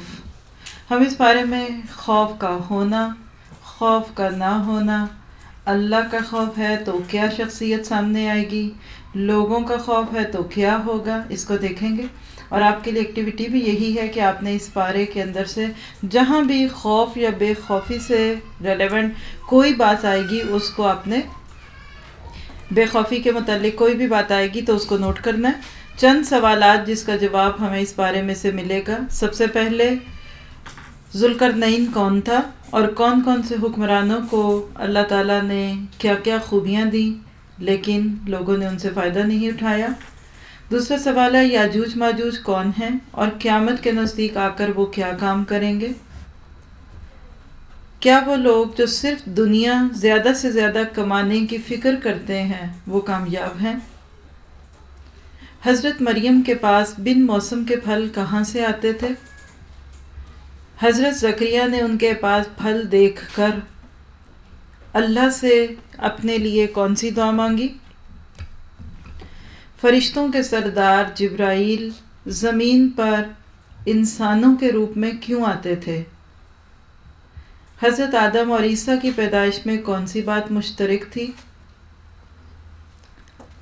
حضرت عیسیٰ نے پیدائش کے بعد اپنی ماں کی بے گناہی کے بارے میں کیا کہا؟ قرآن میں زبان کی لکنت دور کرنے اور حافظہ تیز کرنے کی کون سی دعا ہے؟ قرآن پاک کی آیات کو بھلانے والوں کو اللہ تعالیٰ قیامت کے دن اندھا کر کے کیوں اٹھائے گا؟ اور اسی طرح کے بہت سارے سوالات. آئیے شروع کرتے ہیں. اور اب ہم کریں گے شروع سورۃ مریم. سورۃ مریم کے بارے میں چند باتیں. سورۃ المریم ترتیب کے اعتبار سے 19 اور نزول کے اعتبار سے 44 یعنی 44 نمبر کی سورت ہے. مکی سورت ہے. اس کے اندر آپ کو سٹوری کا پہلو ملے گا. پہلے تو نام ہی مریم دیکھیے. آپ میں سے جس کا بھی نام مریم ہے اس کے لیے تو خاص طور پہ اس سورت کو بہت زیادہ سبق لینے اور محبت سے سننے کی ضرورت ہے. اس سورت میں آپ کو رحمان کا لفظ کثرت سے ملے گا. دیکھتے ہیں کہ رحمان کا رحم کیا ہے. آئیے دیکھتے ہیں. بسم اللہ الرحمن الرحیم. کاف ہا یا عین صاد. حروف مقطعات کا سب سے طویل مجموعہ ہے یہ. اللہ کے نام سے جو بے انتہا مہربان اور رحم فرمانے والا ہے. ذکر رحمت ربک عبدہ زکریا. اس رحمت کا ذکر ہے اس رحمت کا جو تیرے رب نے اپنے بندے زکریا پر کی تھی جبکہ اس نے اپنے رب کو چپکے چپکے پکارا. ایسے لگتا ہے کہ سورۃ آل عمران کی آیتیں شروع ہو گئی.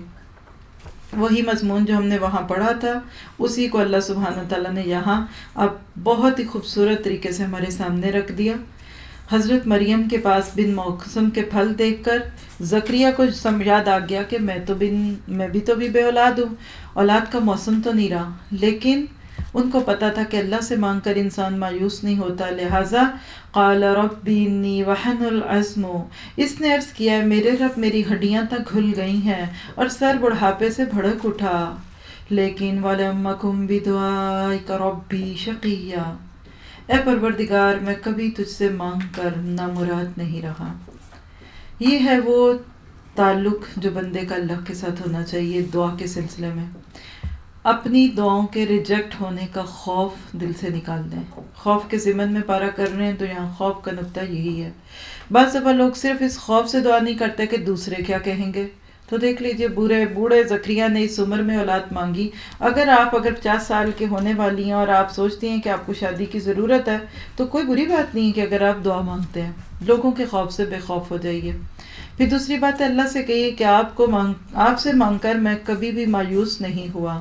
مجھے اپنے پیچھے اپنے بھائی بندوں کی برائیوں کا خوف ہے. یعنی اپنی دولت یا اپنے ولاس کی ٹیک کیئر کے لیے نہیں وارث مانگ رہا. آج میں نبی ہوں, میں لوگوں کو ہدایت کی بات کرتا ہوں.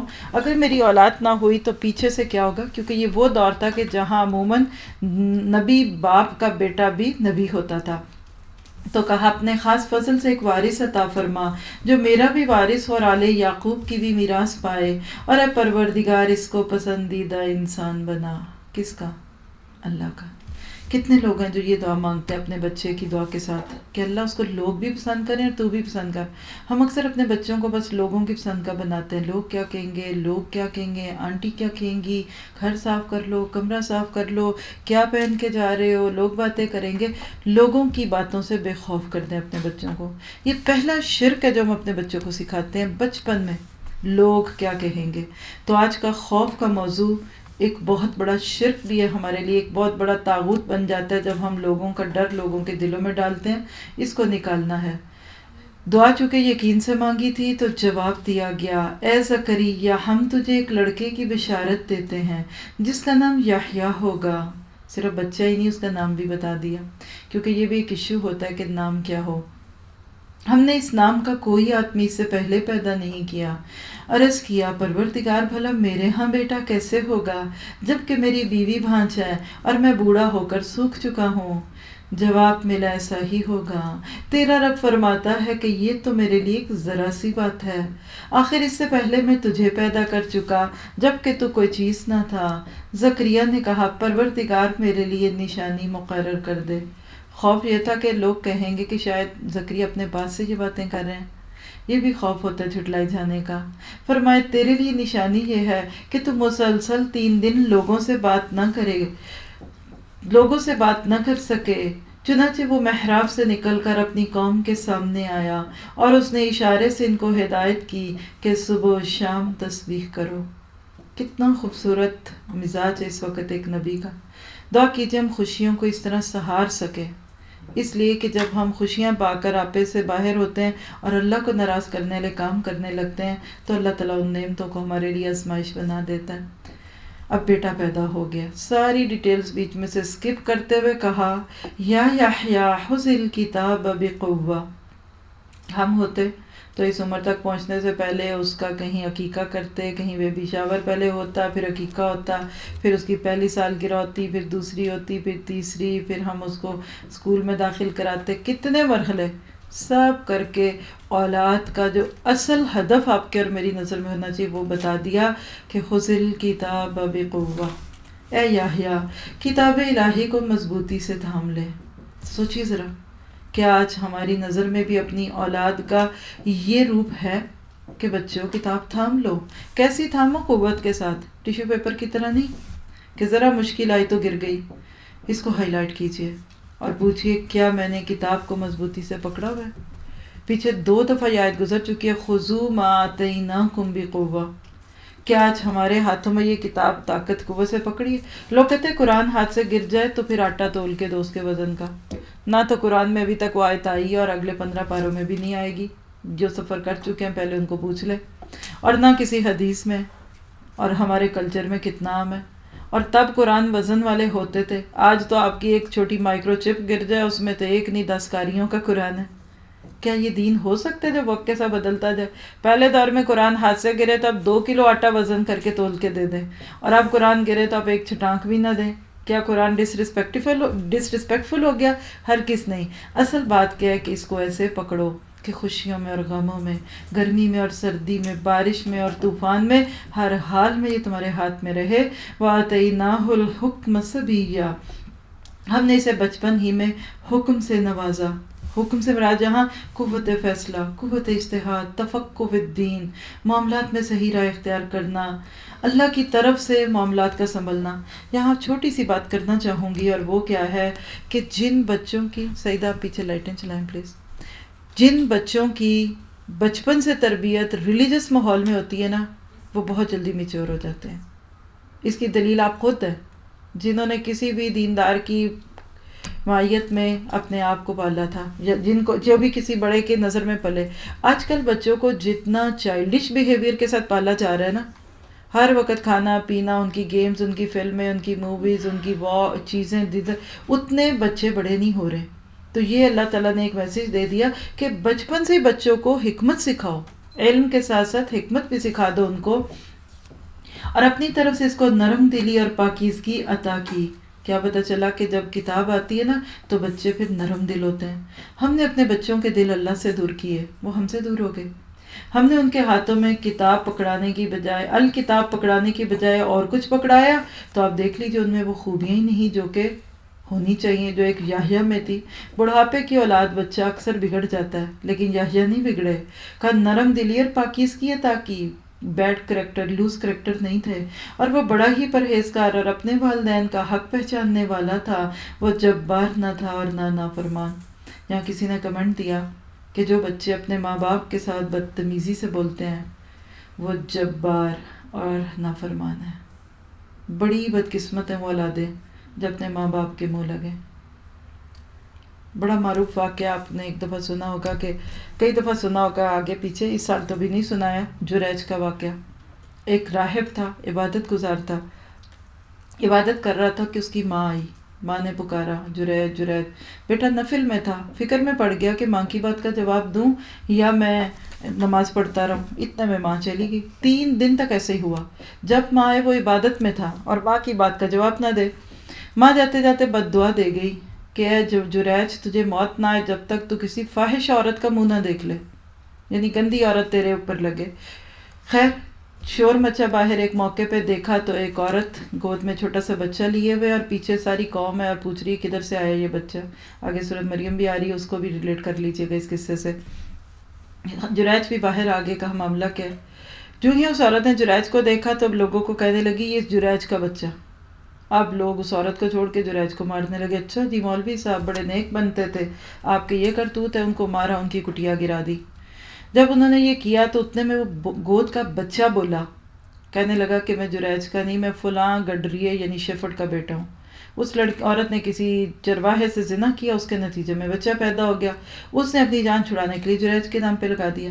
بچہ جب بولا تو اس کے اوپر اب قوم شرمندہ ہو گئی. حدیث میں آتا ہے کہ 3 بچے بولے، جس میں سے ایک جریج اور حضرت عیسیٰ اور ایک اور بچہ آ گیا کا قصہ اس کا.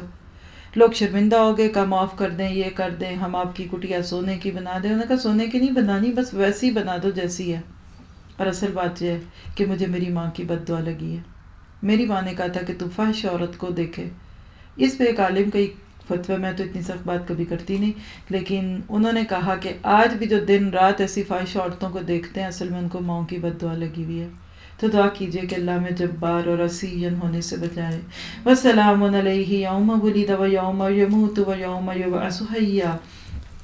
سلام ہے اس پر جب کہ وہ پیدا ہوا اور جس روز وہ مرے گا اور جس روز وہ زندہ کر کے اٹھایا جائے گا. وَاذْكُرْ فِي الْكِتَابِ مریم. یہاں سب مریم کا قصہ ہے. کاش کوئی میری کو ماننے والوں کو یہ قصے سنا دے. ہم تو ابھی تک ان تک پہنچ ہی نہیں پا رہے. حیرت کی بات ہے نا، ہمیں تو خود نہیں پتا ان کو کیا بتائیں.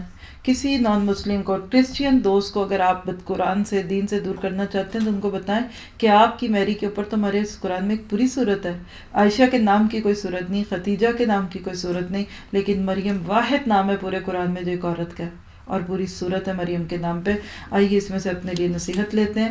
اور اے نبی، اس کتاب میں مریم کا حال بیان کرو جبکہ وہ لوگوں سے الگ تھلگ ہو کر مشرقی گوشے میں الگ ہو گئی اور پردہ ڈال کر ان سے چھپ گئی. وہی واقعات جو پیچھے ہم پڑھ چکے سورہ آل عمران میں. اس حالت میں ہم نے اس کے پاس اپنی روح یعنی فرشتے کو بھیجا اور وہ اس کے سامنے ایک پورے انسان کی شکل میں نمودار ہو گیا. سوچئے، ایک پاک باز باعصمت لڑکی تنہائی میں عبادت میں مصروف، اور ایک مرد آ گیا. مریم یکا یک بول اٹھی، اگر تو کوئی خدا ترس آدمی ہے تو میں تجھ سے خدا رحمان کی پناہ مانگتی ہوں. کس نے کہا حضرت مریم کو یہ کرو؟ ہاں، ایک فطرت نے کہا. ایک جوان لڑکی جب کسی مرد کو تنہا دیکھتی ہے اپنے پاس تو وہ یہی کہتی ہے کہ خدا رحمان کی پناہ مانگتی ہوں. اس وقت تک ان کو نہیں پتا تھا کہ یہ فرشتہ ہے، کیونکہ فرشتے انسان کی شکل میں آتے ہیں. اصل شکل میں آئیں گے تو وہ بہک جائیں گے. آپ کے سوال کا جواب بھی آ رہا ہے ادھر. آج کیا کہتی ہے کرسچینٹی؟ Living together. کوئی لڑکی جوان ہو جائے اور اس کا بوائے فرینڈ نہ بنے تو ماں کو فکر لگ جاتی ہے کہ میری بچی میں کوئی اٹریکشن نہیں ہے. اور جو لڑکا کسی لڑکی سے دوستی نہ کرے تو مائیں، آج مسلمان مائیں کہتی ہیں چیک کراؤ یہ ٹھیک بھی ہے کہ نہیں، اس میں یہ جذبات کیوں نہیں ہے. آج پوری کرسچینٹی گر جاتی ہے اگر بی بی مریم کا یہ روپ ہم مسلمان دکھا دیں. تو آج مسلمان لڑکیاں کیسے کسی مرد کے ساتھ تنہا ہو سکتی ہیں؟ حدیث میں آتا ہے کہ ایک عورت مرد کے ساتھ، لڑکی لڑکے کے ساتھ تنہا ہوتی ہے، ثالثہما الشیطان، تیسرا ان میں شیطان ہوگا. تو شیطان ان سے کوئی اچھا کام تو نہیں کرائے گا. خود اپنا محاسبہ کریں. ایک دن میں کتنے موقع آتے ہیں، چاہے کسی لفٹ میں جانا ہو، مرد بھی ساتھ ہے وہاں. اگر آپ کو کسی آفس میں بیٹھنا پڑ رہا ہے، آپ کسی کی سیکرٹری بن کے بیٹھ رہے ہیں، خدا رحمان کی پناہ مانگتے ہیں، کیونکہ اسی سے تو پھر اگلے دروازے کھلتے ہیں. اس نے کہا میں تو تیرے رب کا بھیجا ہوا ہوں اور اس لیے بھیجا گیا کہ تجھے ایک پاکیزہ لڑکا دے دوں. مریم نے کہا میرے ہاں کیسے لڑکا ہوگا جبکہ مجھے کسی بشر نے چھوا تک نہیں اور میں کوئی بدکار عورت نہیں. فرشتے نے کہا ایسا ہی ہوگا، تیرا رب فرماتا ہے ایسا کرنا ہمارے لیے بہت آسان ہے، اور ہم یہ اس لیے کریں گے کہ اس لڑکے کو لوگوں کے لیے ایک نشانی بنائے اور اپنی طرف سے ایک رحمت، اور یہ کام ہو کر رہنا ہے. اس سے بھی بڑا پہاڑ ٹوٹا کہ بچہ پیدا ہو جائے گا. دیکھیے آزمائش کس پہ آتی ہے؟ جو آپ کی قیمتی چیز ہوتی ہے. عورت کی سب سے قیمتی چیز عزت ہے. پچھلے انبیاء کے قصے آپ پڑھتے آ رہے ہیں. حضرت یوسف پہ آزمائش آئی، آگے ہم سورۃ انبیاء میں اور بہت سارے نبیوں کا قصے پڑھیں گے. سارے نبیوں پر مختلف آزمائشیں آئیں. حضرت مریم نبیہ تو نہیں تھی لیکن ولیہ تو تھی، ان پر عزت کی آزمائش آئی. آج بھی اس گئے گزرے دور میں جس میں ماں باپ نے بھی ایکسیپٹ کر ہی لیا ہوا ہے پری میرج ریلیشن شپ کو، اگر کوئی ان میرڈ لڑکی آ کے ماں سے کہے کہ ممی آئی ایم پریگننٹ، کیا حال ہوگا؟ آج اس دور میں بھی لوگوں کے ماتھے پہ بل آئے گا. کہاں وہ پاک باز عورت جو حجرے میں بیٹھ کے رہی، اس کے لیے کتنی بڑی آزمائش تھی. لیکن آج ہم دین کے نام پہ چھوٹی سی آزمائشیں نہیں دیکھ سکتے. اللہ دیکھے اپنی بندی کو کیسے آزماتا ہے. وہ سارے کام جو ایک عورت کی خوشی کے ہوتے ہیں اس کا مقام بڑھاتے ہیں. ایک عورت ماں بنتی ہے ساتھ ہی اس کا گراف اوپر چلا جاتا ہے, اس سسرال میں اس کی عزت بڑھ جاتی ہے اور نہ جانے کیا کچھ. لیکن مریم کو ایسی کوئی اپریسیشن کا خیال نہیں. اور ہوا کیا کہ مریم کو اس بچے کا حمل رہ گیا. کیسے ہوا؟ اللہ کے حکم سے ہوا. حدیث میں اتنا آتا ہے کہ جبرائیل نے پھونک ماری اور وہ پھونک ان کے رحم میں چلی گئی.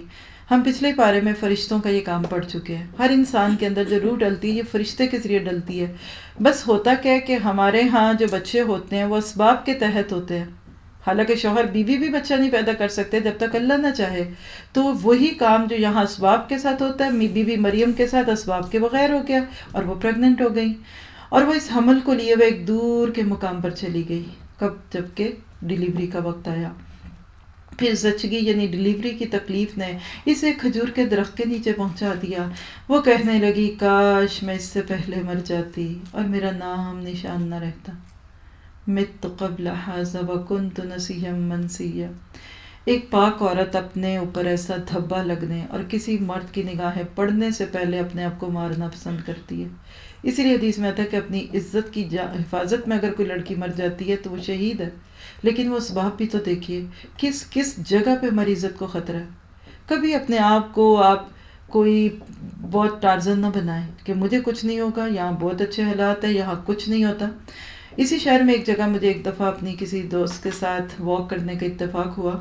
شاید آپ کو بھی اندازہ ہو. ہم کسی جگہ گزرے تو ایسے ہی ہم دیکھ رہے تھے کہ ہم بہت دور آ گئے ہیں تو اب چلیں آبادی کی طرف چلتے ہیں. تو ہمیں تھیون اسٹیشن کا سائن دیکھا. ہم نے نام فیملیئر تھا, ہم نے کہا چلے اس کے قریب آبادی ہوگی چلے. جب ادھر گئے اس کے بعد کیا ہوا, ایک چھوٹا سا غار نواں دروازہ کھلا اور اس کے اندر انہوں نے پورا ایک پیسیج بنایا تھا. یقین کریں کہ ہم 2 تھے اور اتنی رات بھی نہیں تھی. اتنا خوف آ رہا تھا اور لمبی ٹنل, شاید آپ میں سے کچھ لوگ جان بھی جائیں گے جو وہاں سے گزرتے ہیں. میں اس وقت صرف یہی پوچھ رہی تھی اپنی ساتھی سے کہ یہاں سے لوگ آتے جاتے ہیں. نے کہا شارٹ کٹ ہے یہ. تو میں نے کہا دیکھیں ایک دفعہ اندر جب گھسے ہم, آگے جانے تک رستے میں کوئی لڑکا پکڑ لے, کوئی کچھ ہو, کوئی شرابی, کوئی پاپی, کتنا خطرہ ہے. شیطان تو نہیں مسلمان ہو گیا یہاں کے. اس لیے کبھی اتنے اپنے آپ کو بہادر نہ بنائیں کہ ہمیں کچھ نہیں ہوتا, ہم رات 12 بجے بھی اکیلے جا سکتے ہیں اور جاتے ہیں. اللہ کا قانون جو ہے وہ ہمیں پروٹیکٹ کرتا ہے. فرشتے نے پائنتی سے اس کو پکار کر کہا غم نہ کر, تیرے رب نے تیرے نیچے ایک چشمہ رواں کر دیا اور تو ذرا اس درخت کے تنے کو ہلا. موومنٹ دیکھیے اللہ سب سکھا رہا ہے. ایک منی ہاسپٹل بن گیا ادھر. عام حالات میں تو کہیں ساس ساتھ ہے, کہیں ماں ساتھ ہے, کہیں شوہر موجود ہے, کتنے لوگ پیچھے دعائیں کرتے ہیں. بی بی مریم تنہا تھی. مت پردیس میں اپنی ماں کو یاد کیا کریں کہ ماں ہوتی تو یہ کرتی. کچھ نہیں کرے گی ماں, درد آپ نہیں لینے ہیں. کہا حرکت کرو, تیرے اوپر تر و تازہ کھجوریں ٹپک پڑیں گی, بس تو کھا اور پی اور اپنی آنکھیں ٹھنڈی کر. کیسے بچے کو دے کر کتنی تکلیف سے ایک عورت گزرتی ہے, لیکن بچے کو دے کر ایک دم اس کو سکون آ جاتا ہے. یہی اللہ سبحانہ تعالیٰ ہمیں دکھا رہا ہے. دنیا کی نعمتیں ان کو کھاؤ اور پیو, لیکن والباقیات الصالحات سے آنکھیں ٹھنڈی کرو. پھر اگر کوئی آدمی تجھے نظر آئے تو کہہ دے اس سے کہ میں نے رحمان کے لیے روزے کی نظر مانی ہے. کہتے پہلے دور میں چپ کا روزہ ہوتا تھا, اور حقیقت یہ ہے کہ جب آپ پہ اتنے الزام لگ جائیں یا لوگ اتنا مس انڈرسٹوڈ کرنے لگیں کہ آپ کو لگے کہ میرے بولنے کا فائدہ نہیں ہوگا, تو پھر یہی کہا کرے کہ انی نظرت للرحمن. رحمان کا لفظ آپ دیکھیں.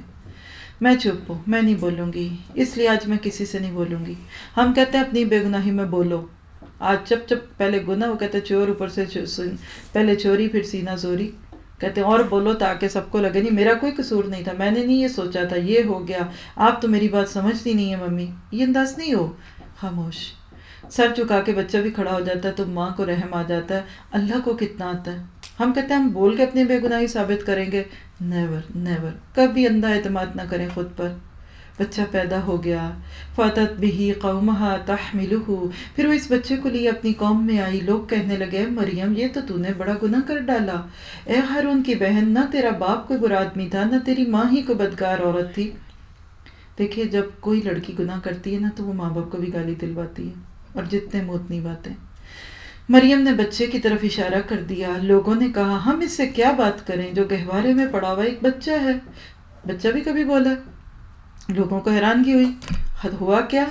قال انی عبد اللہ آتانی الکتاب وجعلنی نبیا.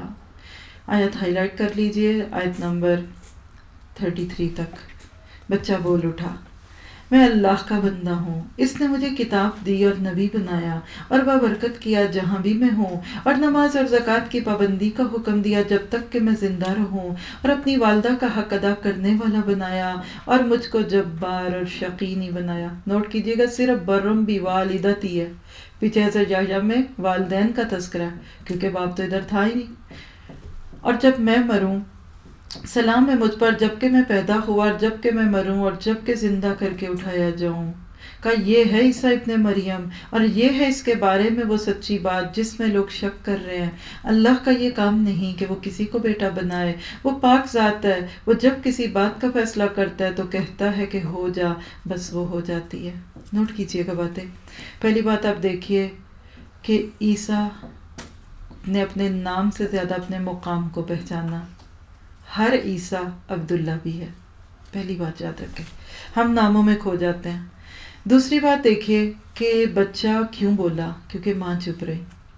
آج اگر ہم سچے ہیں اور خاموش رہتے ہیں، بڑھ بڑھ کے باتیں لوگوں سے نہیں کرتے، اللہ تعالیٰ خود آپ کی بے گناہیاں ثابت کرے گا۔ پیچھے سورۃ یوسف میں بھی آپ سن چکے۔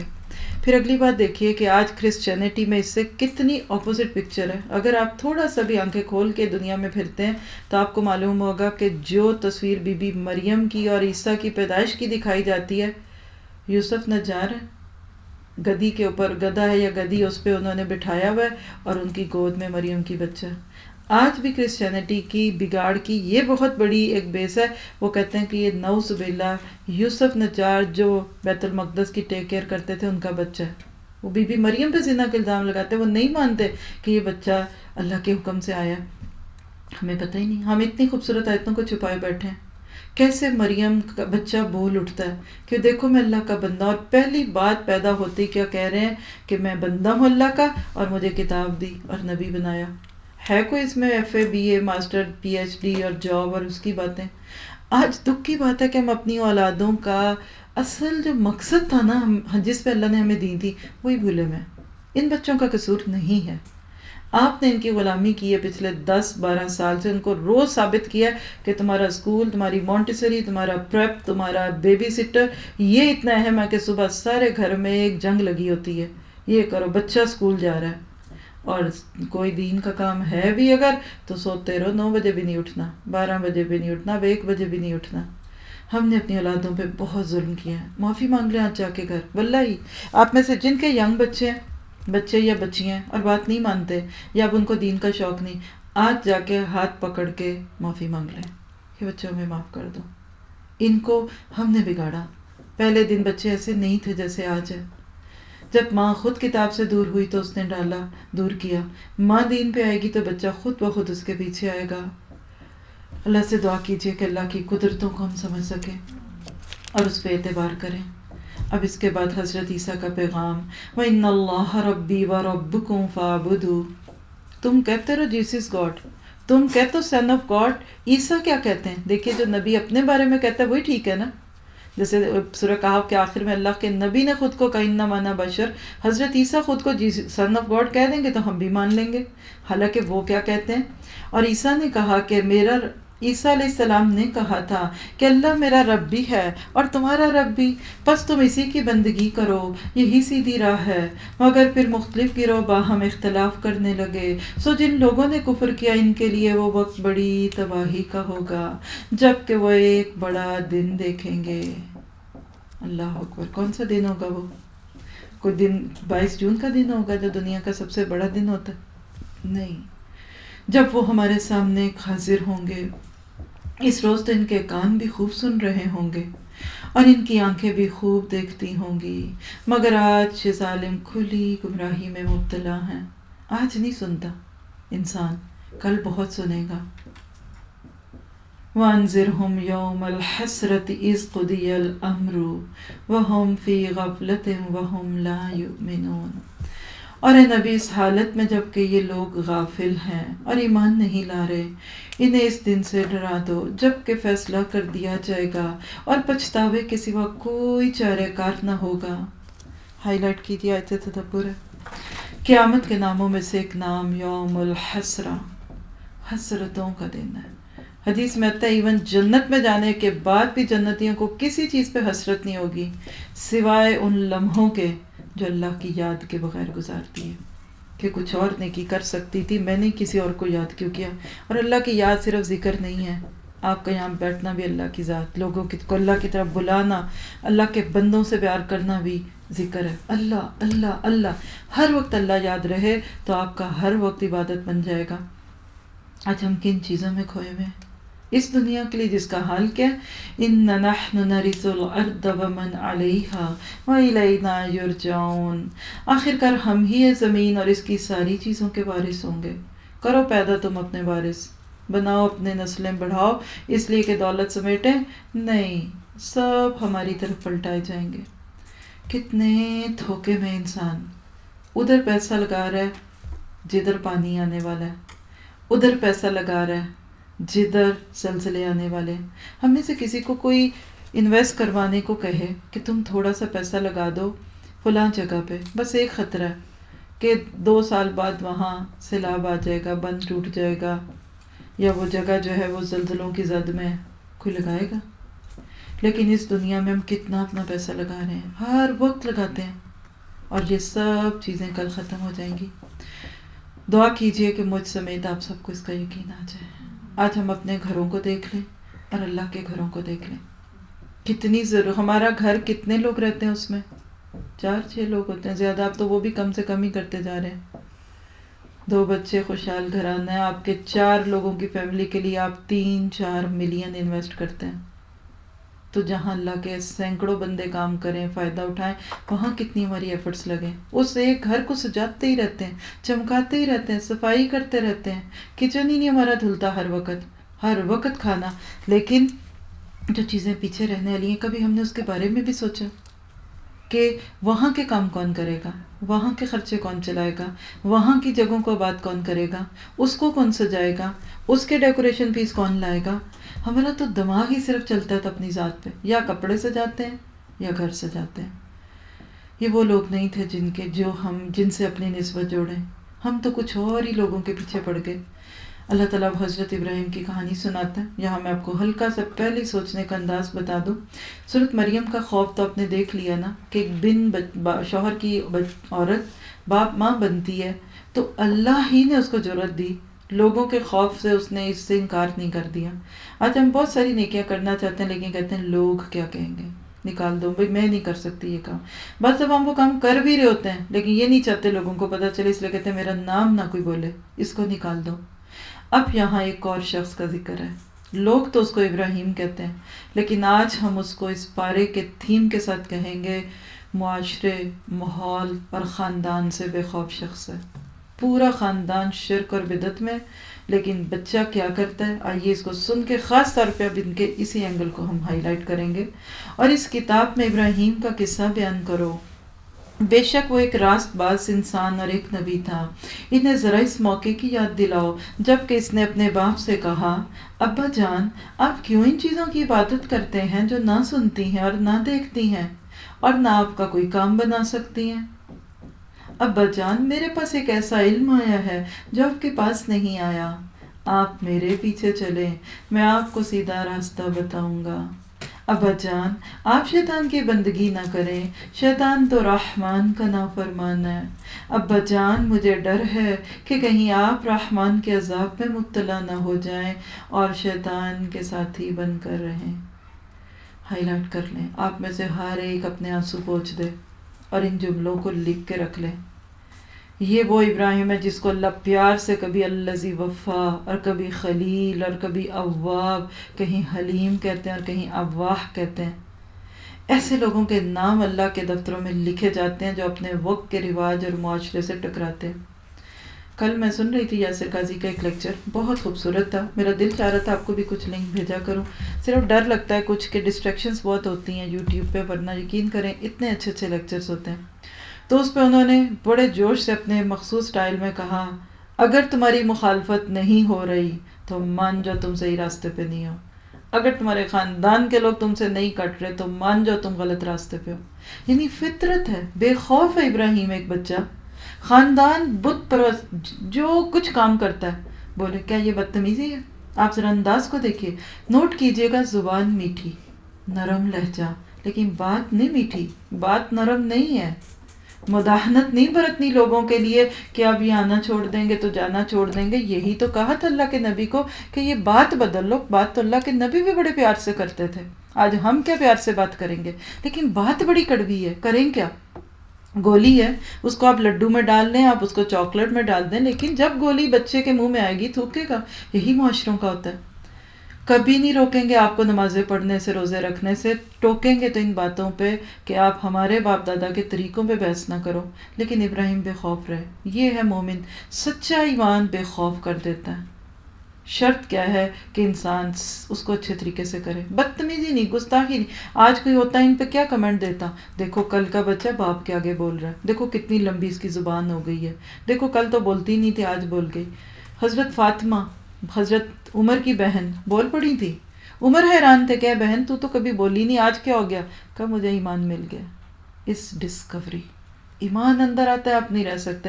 جیسے کسی کو بہت ٹیسٹی چیز کھاتا آپ دیکھا کریں، پھر ذرا ان کی تعریفیں سنا کریں، چٹخارے، واہ کیا پکا، کیا ہوا.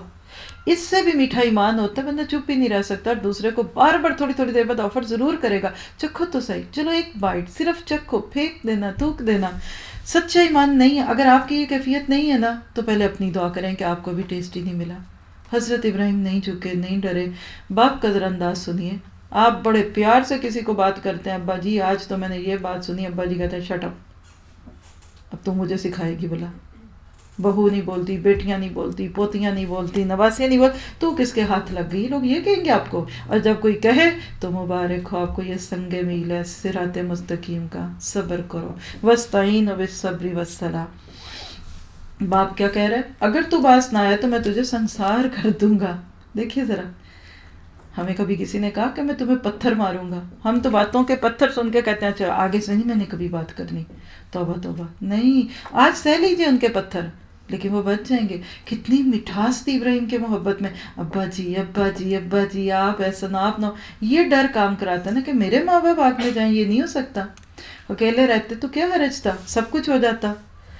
بس تو ہمیشہ کے لیے مجھ سے الگ ہو جا. گھر سے نکال دیا باپ نے بیٹے کو. کفر دل کو سخت کر دیتا ہے. بیٹا اتنا پیارا اور باپ کہہ رہے دفع ہو جا، دور ہو جا میری نظروں سے، نکل جا گھر سے. باپ بیٹا آگے سے کیا کہہ رہا ہے؟ اوکے خدا حافظ، میں ابھی پولیس کو کال کرتا ہوں. نہیں، قال السلام علیک. پھر دیکھیے مٹھاس. ابراہیم نے کہا سلام ہے آپ کو، میں اپنے رب سے دعا کروں گا کہ وہ آپ کو معاف کر دے. کر کے تو دیکھیں ذرا ایسی تبلیغ میٹھی. مجھے پتا ابا جی آپ سے غلط بات ہو رہی ہے، کوئی بات نہیں، اللہ آپ کو معاف کرے. یہ نہیں کہا بد دعائیں دوں گا، اور یہ نہیں کہا کہ اچھا آپ چھوڑے میں اس سے پہلے ہی چھوڑ رہا ہوں. میرا رب مجھ پر بڑا مہربان ہے.